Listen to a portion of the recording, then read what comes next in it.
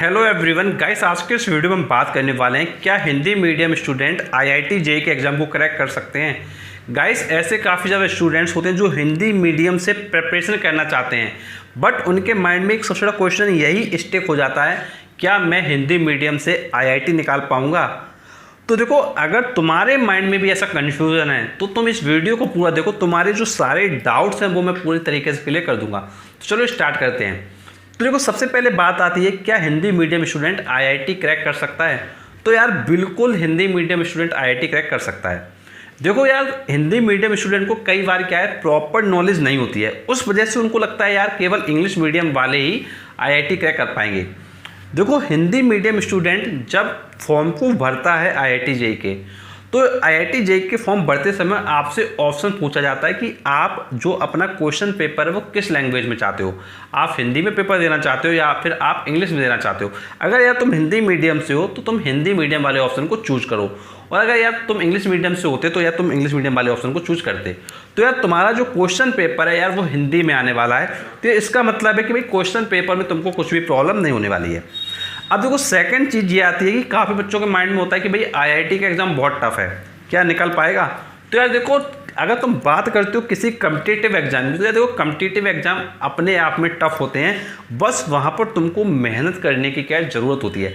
अगर तुम प्रॉपरली मेहनत करोगे तो यार तुम्हारा भी एग्ज़ाम क्या निकल जाएगा। अब देखो, तीसरी चीज़ बच्चों के माइंड में आता है कि भाई हिंदी मीडियम में क्या जो कंटेंट है, क्या जो चैप्टर्स वगैरह हैं, क्या उनकी जो बुक्स वगैरह हैं, क्या वो अवेलेबल है हिंदी मीडियम में। तो यार बिल्कुल हिंदी मीडियम में सारा का सारा कंटेंट, सभी बुक्स क्या है, अवेलेबल हैं। अगर तुम कोई भी किताब लेना चाहते हो हिंदी मीडियम के लिए आईआईटी जेईई एग्ज़ाम के लिए, तो यार तुम डेफिनेटली ले सकते हो। अब देखो, नेक्स्ट क्वेश्चन ये आता है हिंदी मीडियम के माइंड में कि अगर मुझको आईआईटी में ही एडमिशन लेना है तो आईआईटी कॉलेज में एडमिशन लेने के लिए क्या करना पड़ेगा। तो यार देखो, तुमको जेईई मेन के फॉर्म को भरना पड़ेगा, उसके बाद तुमको जेईई मेन का पहले एग्जाम निकालना पड़ेगा, उसके बाद फिर तुमको क्या करना पड़ेगा, जेईई मेन जब तुम्हारा निकल जाता है, क्वालिफाई हो जाता है, तो फिर तुम देते हो जेईई एडवांस का पेपर। तो तुमको जेईई एडवांस का पेपर क्या क्वालिफाई करना पड़ेगा। जब तुम इस एग्जाम को क्वालिफाई कर लेते हो, तुम्हारी अच्छी रैंक आ जाती है, तो यार तुम क्या है आईआईटी में जा सकते हो। अब देखो, बात यहाँ पे कई बच्चों के माइंड में ये भी आती है कि अगर यार मुझको आईआईटी नहीं मिला तो यार पूरी मेहनत बर्बाद चली जाएगी। तो यार देखो, अगर तुमको आईआईटी नहीं मिलता है, अगर तुमने मेहनत की होती है अच्छे से, तो यार तुमको आईआईटी नहीं तो तुमको एनआईटी मिल जाता है। तो यार एनआईटी भी काफ़ी अच्छा कॉलेज होता है जिसमें तुम क्या है जा सकते हो। तो बहुत सारी एनआईटी हैं, बहुत सारी आईआईटी है, तो तुम उन कॉलेजेस की तरफ जा सकते हो। तो यार देखो, हिंदी मीडियम का कोई भी प्रॉब्लम नहीं होना चाहिए for the IIT JEE exam. अगर तुम मेहनत करने के लिए डेडिकेटेड हो, अगर तुम कर सकते हो तैयारी, अगर तुमको लगता है कि तुम मेहनत करके निकाल लोगे, तो यार तुम स्टार्ट करो। अब देखो, काफ़ी बच्चे ये माइंड में क्वेश्चन लाते हैं कि जब हम अपने इंजीनियरिंग की प्रिपरेशन में जाएंगे तो क्या वहाँ पे भी पेपर हिंदी में होंगे। तो यार देखो, इंजीनियरिंग की प्रिपरेशन में जो पेपर अभी होते हैं वो आपके इंग्लिश में होते हैं। तो यार तुमको कहीं ना कहीं आज से थोड़ा एक ये हैबिट बनानी चाहिए कि जो तुम्हारे हिंदी मीडियम के टर्म्स हैं उसको तुम इंग्लिश मीडियम में सीखो। जैसे फॉर एग्जाम्पल अगर मैं तुमसे बात करूँ, जैसे तुमने पढ़ा होगा बल, बल को तुम कहते हो फोर्स। जैसे तुमने पढ़ा होगा वेग, वेग को तुम कहते हो वेलोसिटी। तुमने पढ़ा होगा त्वरण, त्वरण को तुम कहते हो एक्सेलरेशन। जैसे तुमने पढ़ा होगा, जैसे फॉर एग्जाम्पल तुमने पढ़ा होगा धारा, धारा को कहते हैं करंट।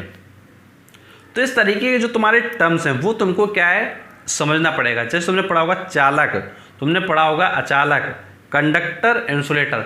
तो ये तुमको जो टर्म्स हैं वो थोड़ा क्या है एटलीस्ट क्लियर होना चाहिए। क्लियर इसलिए होना चाहिए क्योंकि जब तुम आगे तुमको मालूम है तुमको वही चीज़ करनी है, तो वो तुम्हारे लिए काफ़ी ज़्यादा हेल्पफुल होगी। और यार देखो, आजकल तो क्या है, अगर तुम कोई एक अच्छी प्रिपरेशन में जा रहे हो तो यार वहाँ पर कहीं ना कहीं इंग्लिश की क्या है नीड हो जाती है। तो यार तुम क्या करो, तुम अपने जेईई मेन की प्रिपरेशन करो, तुम आईआईटी की तैयारी करो, उसके साथ में तुम क्या करो, इंग्लिश को सीखना क्या स्टार्ट करो। जो भी तुम्हारे वर्ड हैं उनको सीखना स्टार्ट करो। अब तुम यार सोच रहे हो यार इनके जो इंग्लिश होगी वो कैसे लाएंगे। तो यार कुछ नहीं, तुम एक काम ये भी कर सकते हो, तुम्हारी जो हिंदी मीडियम की बुक है उसको तुम पकड़ो, उसके जो भी वर्ड हिंदी वाले हैं जो तुमको जानने हैं, कुछ नहीं तुम गूगल ट्रांसलेटर पे डालो, तुम गूगल ट्रांसलेटर पे डालो उस हिंदी वर्ड को, उसकी तुमको इंग्लिश क्या है मिल जाएगी। और इस तरीके से तुम सारे वर्ड्स को आसानी से सीख सकते हो। अब देखो, यहाँ पे एक चीज़ ये समझ लेना, जो हिंदी मीडियम के स्टूडेंट्स होते हैं उनको ज़्यादा प्रॉब्लम क्यों होती है।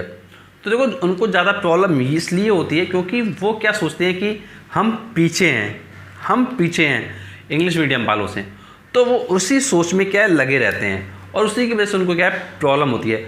और देखो एक चीज़ ये भी होती है कि जब हिंदी मीडियम के स्टूडेंट किसी क्लास में बैठे होते हैं IIT JEE की, तो उसमें देखो क्या होता है कि कुछ बच्चे आंसर कर रहे होते हैं, तो उनको देख के उनका जो मोटिवेशन है वो क्या है डाउन हो रहा होता है। देखो हिंदी मीडियम के जो स्टूडेंट होते हैं उनके अंदर थोड़ा क्या हेजिटेशन होता है। हेजिटेशन इसलिए होता है क्योंकि उनको क्या है प्रॉपर्ली जैसे डिबेट होती है, प्रॉपर्ली जो प्रेजेंटेशन होते हैं वो सब चीज़ें नहीं कराई गई होती हैं।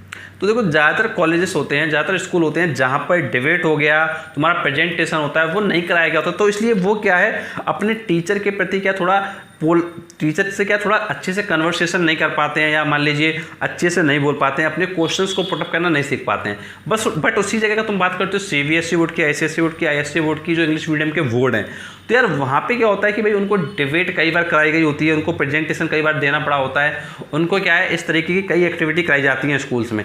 तो इस वजह से वो क्या है टीचर के सामने क्या कंफर्टेबल होते हैं। तो देखो जब तुम क्लास में होते हो तो देखो तुम भी बोल सकते हो, लेकिन होता क्या है कि भाई जो हिंदी मीडियम के स्टूडेंट है वो क्या थोड़ा बोलते नहीं हैं, तो वो थोड़ा क्या कंफर्टेबल नहीं होते हैं। तो उस वजह से क्या है वो लगते हैं, उनको लगता है कि भैया सामने वाला तो बता रहा है सब कुछ, यार उसको सब कुछ आता है।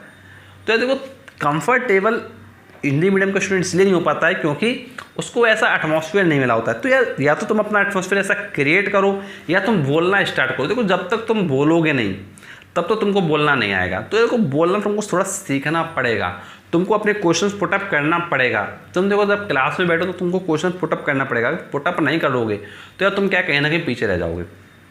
और देखो दूसरे स्टूडेंट को देख के ये मत सोचो कि यार ये आंसर दे रहा है तो इसको सब कुछ आ रहा होगा। देखो कई बार होता है बच्चे आंसर तो देते हैं क्लास में, लेकिन वही बच्चे गलत आंसर दे रहे होते हैं, ऐसा कई बार होता है। तो देखो बच्चा अगर क्लास में बोला तो इसका मतलब ये नहीं कि वो इंटेलिजेंट ही होगा, ऐसा कोई कंपलसरी नहीं है। हो सकता है या तुम हिंदी मीडियम से तुम काफ़ी ज़्यादा इंटेलिजेंट हो लेकिन तुम बोल नहीं रहे हो, सिर्फ इसलिए तुम्हारी जो प्रतिभा है वो बाहर निकल के ना आ पा रही हो। तो इसलिए तुमको इन सारे पॉइंट पर अपने ऊपर काफ़ी अच्छे से वर्क करना होगा, तुमको अपनी थोड़ी पर्सनैलिटी को इम्प्रूव करना होगा। तो जब तुम ये सब चीज़ें करोगे तो डेफिनेटली तुम्हारा जो IIT का एग्ज़ाम है वो तुम क्रैक कर रहे होगे। और देखो स्टडी मटेरियल जैसा हिंदी में होता है वैसे इंग्लिश में होता है, और स्टडी मटेरियल को लेकर कोई भी अपने अंदर कन्फ्यूजन मत बनाओ कि इंग्लिश मीडियम का मटेरियल अच्छा होता है या इंग्लिश मीडियम के बच्चे पहले ही पढ़ लेते हैं। तो यार ऐसा कुछ भी नहीं है। अब तुमको पता होगा कि ज़्यादातर बोर्ड क्या है NCERT पैटर्न को फॉलो करने लगे हैं और उसी पैटर्न पर तुम्हारा जो पेपर होता है वो आ रहा होता है। तो तुम उस पैटर्न को तुमको मालूम है कि भाई जब पैटर्न वही फॉलो हो रहा है तो यार तुमको डरने की बिल्कुल भी आवश्यकता नहीं है। बस एक चीज़ तुमको करने की आवश्यकता है, वो है तुम्हारी मेहनत। तुम जितना ज़्यादा मेहनत कर ले जाओगे उतने अच्छे से तुम क्या सिलेक्शन पा पाओगे। और कोई भी तुमको प्रॉब्लम होती है, कुछ भी तुम पूछना चाहते हो तो नीचे कमेंट बॉक्स में कमेंट करके पूछ सकते हो।